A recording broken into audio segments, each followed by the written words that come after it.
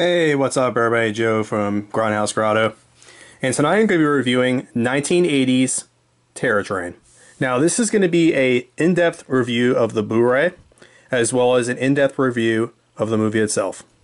Alright, so let's take a look at the movie. We have Scream Factory's Collector's Edition of Terror Train. And this one comes with a slipcase. So let's take a little look at it. Blu Ray DVD combo pack.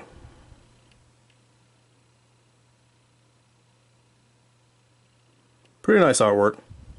Now this is the newly commissioned artwork. Let's go ahead and take a look at this little sticker here. A one-way ticket into terror you'll never forget. Includes killer Scream Factory extras, 4 new interviews, seal gallery with rare photos, and more.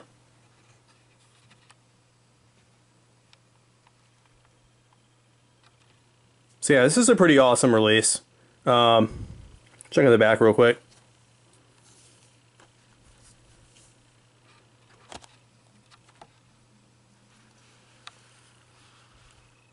The boys and girls that signify, some will live, some will die. Take an excursion into terror with Jamie Lee Curtis in this classic shocker from director Roger Spottiswoode from Tomorrow Never Dies. It's New Year's Eve and a group of college co-eds have planned a masquerade bash aboard a chartered train. What they didn't plan on was that a knife-wielding psycho would crash the party and begin slaughtering the guests, one by one. Who is this brutal costume killer? Could it be the mysterious magician, played by David Copperfield, with a talent for swordplay? A former frat pledge, with an axe to grind? Or any number of other guests, both invited and uninvited? Also starring Academy Award winner Ben Johnson, supporting actor of The Last Picture Show, and Hart Bochner. And Dee Dee Winters. So yeah, this is a pretty minimal release as far as special features go. It comes with an interview with production executive Don Carmody, producer Daniel Grodnick, production designer Glenn Bidwell, and composer John Mills Cockle. And it comes with a theatrical trailer, TV spot, and still gallery.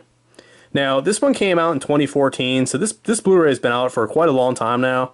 It's one of their earliest releases. So when Scream Factory kind of got into the collector's edition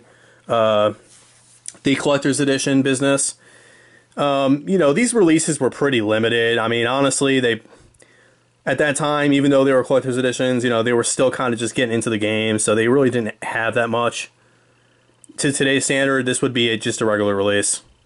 If you look at some of the, you know, their Scream Factory collector's editions now, they're just loaded with special features.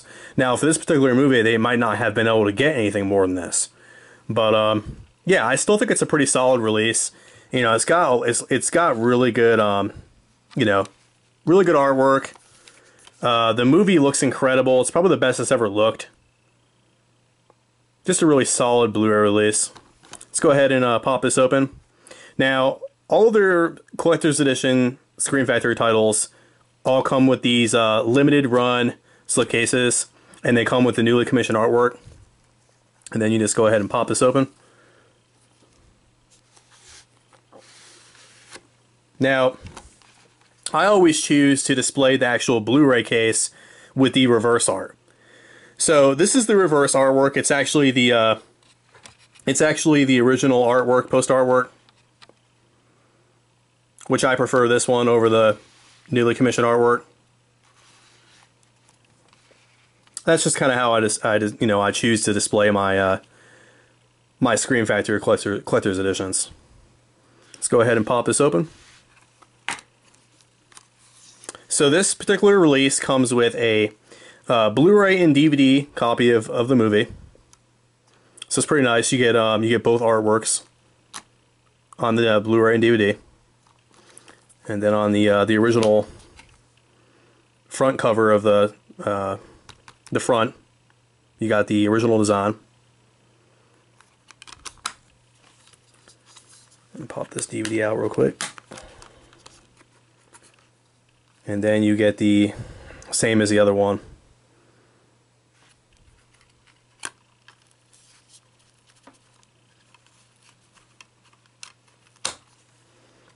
And that is it, guys. So it's a pretty cool release.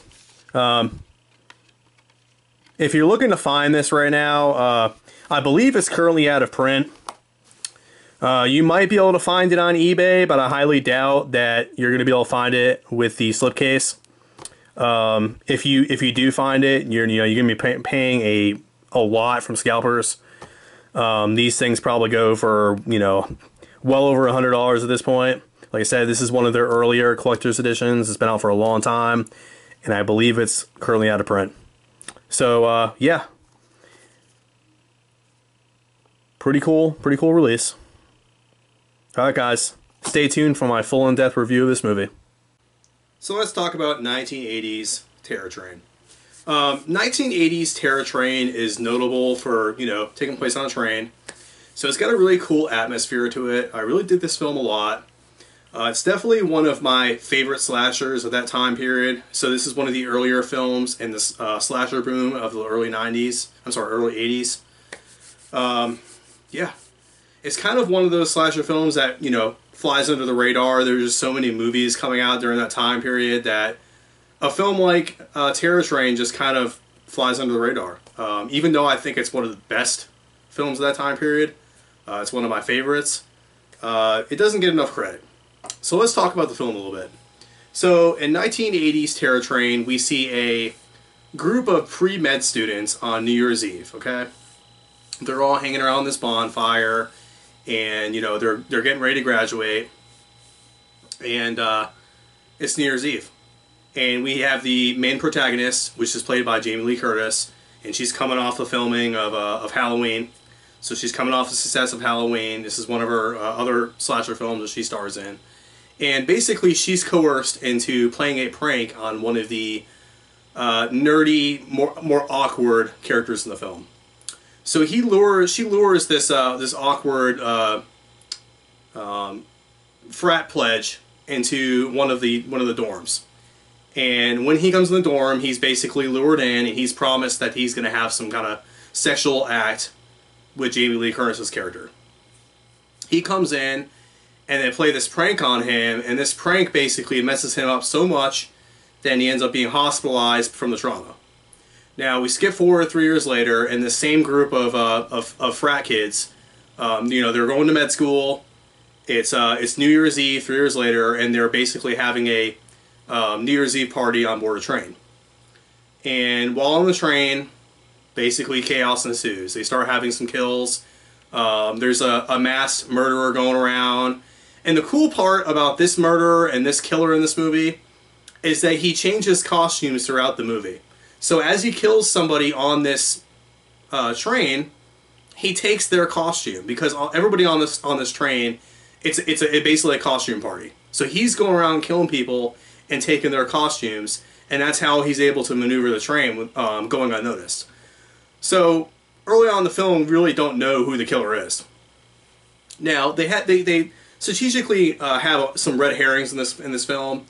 So you think it might be the conductor at one point.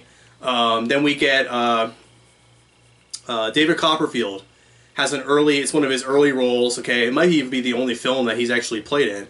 So we see young David Copperfield in this, and he plays a magician in this film. And it's pretty cool because they have like little magic shows in the movie. But David Copperfield, his character in this movie is kind of creepy, and he does all this cool stuff with his his magic shows, and it kind of alludes that if he's able to do all this magic, he could easily sneak around the ship and go unnoticed. So he's kind of an instant red herring early on in this film. If you've never seen this film before, you're gonna think it's him. It could be the conductor. The way they made this movie, you really don't know who it is. Even though we've seen a lot of slasher films, and typically when they get somebody that's had a prank played on them in the beginning of the film, we kind of in the back of the head already know, okay, this is probably the killer. But they do a good job with these other characters and the way that they develop them, that you don't really know who it's going to be. So I like that fact about this film. I just really like the whole on the train and moving about the train and everything. I've only been on a train a handful of times as a kid, and in my adult life I've never really been on a train. So it's pretty cool to have something different than your typical slasher movie. I think it adds a really cool dimension to this film that other slashers don't have. And like I said, I also like the fact that he wears different costumes. You don't know who he is. I would say the costume designs are really cool. I really dig the costume designs. I love the characters. All the characters in this movie are really believable. Jamie Lee Curtis does an outstanding job as the lead protagonist. She's got this really strong presence to her, more so than the other characters. She just really stands out as being this strong female presence, and it's like she doesn't take any shit from the guys in this film. And so you know you know she's going to be, there's going to be a final fight scene between her and the killer in this film. I mean, the whole film, it's going to happen. She's really the only one that kind of like is starting to figure out what's going on. The rest of the people on the train seem like they're kind of oblivious to what's going on. The conductor, at some point in the film, he catches on. He goes into one of these bathrooms on the train and finds one of the students dead. And then he comes back and the body's gone.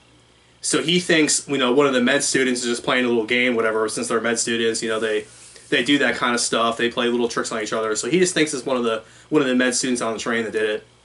But then he starts to see kind of like things happening, and he really starts to think, okay, this is actually something serious going on. So,